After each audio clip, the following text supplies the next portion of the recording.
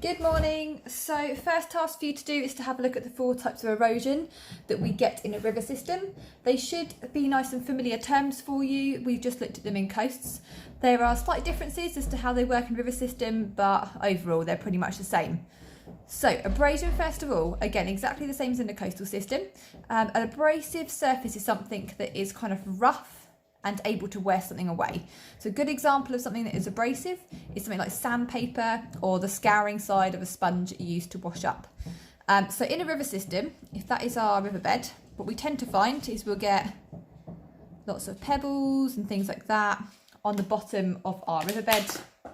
Oops, a blue pen, just put water on. So here's the top of our river. And as the water is kind of flowing through the river, it might sort of pick up these pebbles and sort of rub them against the riverbed, and that will be called abrasion, because by the water moving these pebbles, it's wearing away the riverbed. So that's abrasion. Attrition, again, exactly the same as in coasts. So if we get 2 particles that, because of the force of the movement of the water, cause those 2 particles to knock into each other or bang into each other. As they do so, they will wear each other down. So a little bit of that one might fall off, or they might make each other rounder. So attrition is simply 2 particles with the movement of the water bashing into each other and breaking them down to be smaller and more round. Hydraulic action is just simply the force of the water. So I don't know what you can do is a little diagram for this one. In a river, the water hitting, let's draw a little riverbank or something.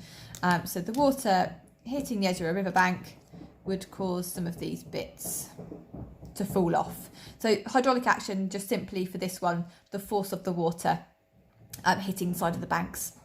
And then finally, solution. So anything that travels in solution is completely dissolved. So again, there's not really much of a diagram you can draw for this one.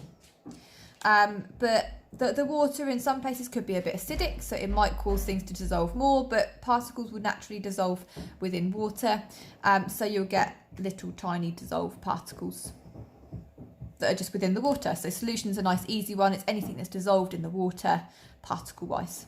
And that is it for your 4 types of erosion. So make sure you jotted those down. Obviously you're going to need to write some little descriptions as well as some little diagrams, but hopefully use this. You can use BBC Bite Size. They've got some good little captions about what each one is as well, so it should be nice and easy. Any problems, give me a shout.